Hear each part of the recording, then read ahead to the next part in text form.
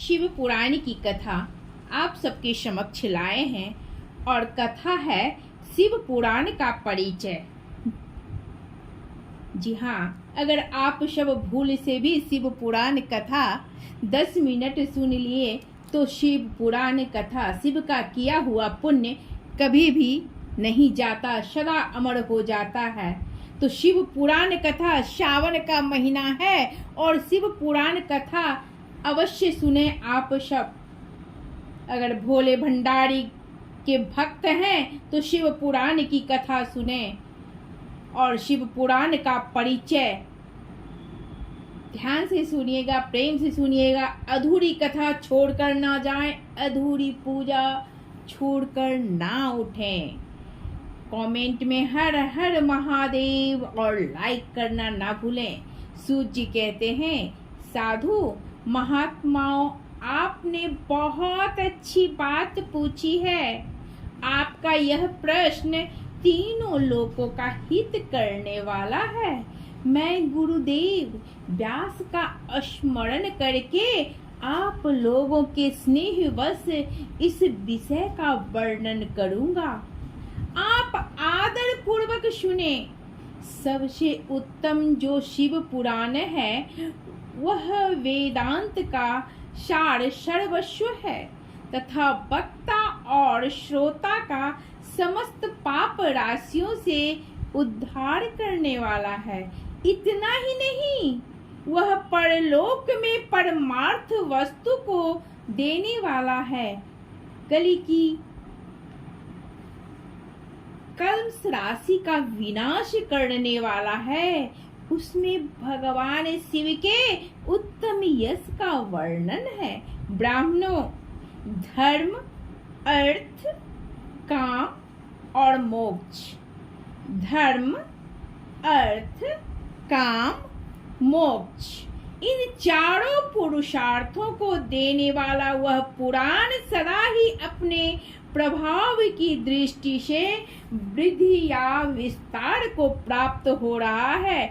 विप्रवरों, उसे सर्वोत्तम शिव पुराण के अध्ययन मात्र से वे कलयुग के पाप सक्त जीव श्रेष्ठतम गति को प्राप्त हो जाएंगे।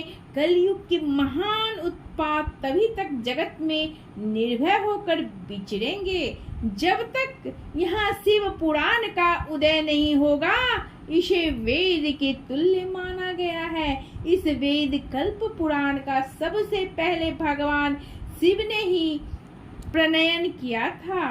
विद्वेश्वर संहिता, रुद्र संहिता, विनायक संहिता, उमा संहिता, मातृ संहिता, एकादश रुद्र संहिता, कैलाश संहिता, शत रुद्र संहिता, कोटि रुद्र संहिता, सहस्त्र कोटि रुद्र संहिता, वायव्य संहिता तथा धर्म संहिता, इस प्रकार इस पुराण के 12 वेद या खंड हैं। ये 12 संहिताएं अत्यंत पुण्यमयी मानी गई है।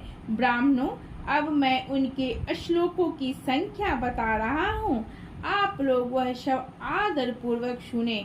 विद्वेश्वर संहिता में 10,000 श्लोक हैं। रुद्र संहिता, विनायक संहिता, उमा संहिता और मातृ संहिता, इनमें से प्रत्येक में 8-8 हजार श्लोक हैं। ब्राह्मणों, एकादश रुद्र संहिता में 13,000, कैलाश संहिता में 6,000, सत्य रुद्र संहिता में 3,000, कोटि रुद्र संहिता में 9,000, सहस्त्र कोटि रुद्र संहिता में 11,000, वायव्य संहिता में 4,000 तथा धर्म संहिता में 12,000 श्लोक है। इस प्रकार मूल शिव पुराण की श्लोक संख्या 1,00,000 है, परंतु व्यास जी ने उसे 24,000 श्लोकों में संक्षिप्त कर दिया है। पुराणों की क्रम संख्या के विचार से इस शिव पुराण का स्थान चौथा है। इसमें 7 संहिताएं हैं। पूर्व काल में भगवान शिव ने श्लोक संख्या की दृष्टि से 100 करोड़ श्लोकों का एक ही पुराण ग्रंथ ग्रथित किया था।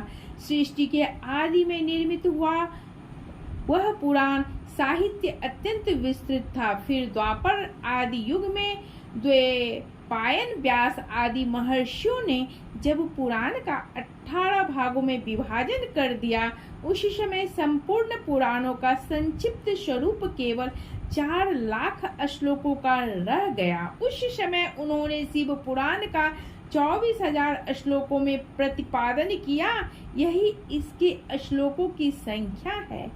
यह वेद तुल्य पुराण 7 संहिताओं में बांटा हुआ है। इसकी पहली संहिता का नाम विद्वेश्वर संहिता है, दूसरी रुद्र संहिता समझनी चाहिए, तीसरी का नाम सत रुद्र संहिता, चौथी का कोटि रुद्र संहिता, पांचवी का उमा संहिता, छठी का कैलाश संहिता और सातवीं का नाम वायव्य संहिता है। इस प्रकार ये 7 संहिताएं मानी गई हैं। इन 7 संहिताओं से युक्त दिव्य शिव पुराण वेद के तुल्य प्रामाणिक तथा सबसे उत्कृष्ट गति प्रदान करने वाला है। यह निर्मल शिव पुराण भगवान शिव के द्वारा ही प्रतिपादित है। इसे शैव शिरोमणि भगवान व्यास ने संक्षेप से संकलित किया है।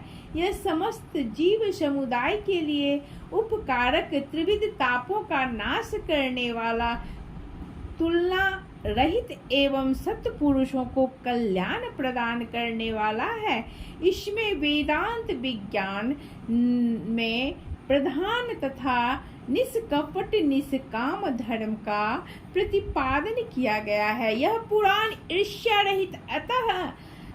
ईर्ष्या रहित अंतः करने वाले विद्वानों के लिए जानने की वस्तु है। इसमें श्रेष्ठ मंत्र समूहों का संकलन है तथा धर्म, अर्थ और काम, इस त्रिवर्ग की प्राप्ति के साधन का भी वर्णन है। यह उत्तम शिव पुराण समस्त पुराणों में श्रेष्ठ है। वेद वेदांत में वेद रूप से विलसित परम वस्तु परमात्मा का इसमें गान किया गया है। जो बड़े आदर से इसे पढ़ता और सुनता है, वह भगवान शिव का प्रिय होकर परम गति को प्राप्त कर लेता है।